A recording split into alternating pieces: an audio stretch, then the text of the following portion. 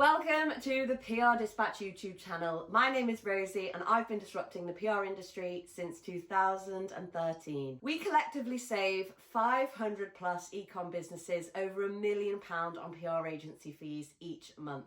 And on this channel, we deep dive into the world of ecom PR so you can increase brand visibility. Don't forget to hit the subscribe button. Thanks so much for tuning in. Now let's jump into today's topic. If I told you it would take just 2 minutes to increase your chances of media coverage by 200%, would you do it? But somehow the follow-up is always one of the first PR tasks that gets pushed aside when time is scarce.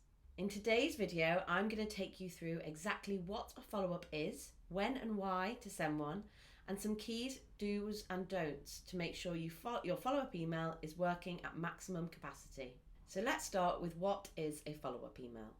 A follow-up is a quick email that you send to editors 1 to 2 weeks after you've sent an initial pitch. Why send a follow-up? One of the reasons sending follow-ups is so quickly discarded is because that brands often don't see how such a small action can have such a big impact on an editor. But the purposes of a follow-up is to give your initial pitch, the one you spent time crafting and tailoring for an editor, another opportunity to get to the top of their inbox and maximise the chances of an editor flagging your pitch for their next feature. It's not just personal pitching in our experience that tells us that sending a follow-up can be the action that secures coverage. The team and I have sent thousands of follow-up emails in our 25 years of PR, and frequently it's the follow-up that gets a response and secures coverage.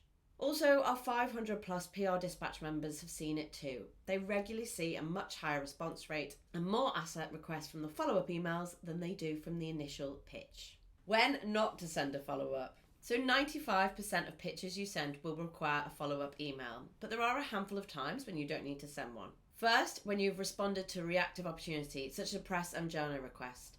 A journal request is often a final call for editors looking to fill their feature or is posted in response to a news event they want to report quickly on.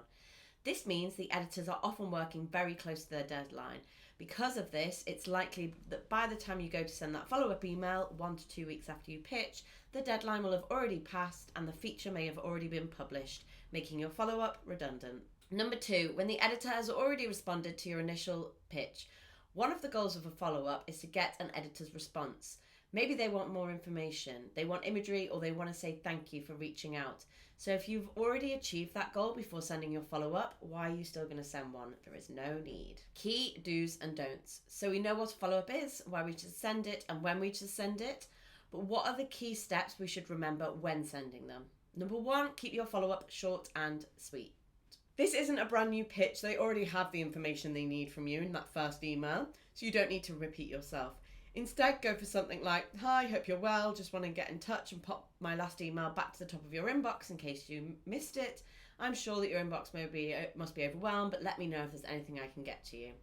One follow-up should only take 2 minutes to send. Number 2 is do just stick to one follow-up. I know it's tempting to send multiple follow-ups until you get a response, but that is not going to help you. Anything more than one follow-up is simply going to annoy the press and could potentially damage your relationship with them before you even had the chance to build one. Number 3 is don't start a new email chain. Again, a follow-up is a short and sweet email to nudge your initial pitch up to the top of the inbox. So you want to make sure that all the information and assets included on your initial pitch are easy for them to find. Instead of using a new chain, go to the initial pitch and hit respond so that everything they need is just a scroll away. And that's it, the 2-minute task that could increase your press coverage by 200%. So if you haven't been sending those follow-ups and are guilty of brushing them aside, this is your sign to stop. Finally, remember, you can access everything you need to do your PR in-house, including PR insight support and a press database from just £60 a month, saving 97% on PR agency fees. If you want to find out more, you can join a 15-minute membership tour via the link below. See you again next time.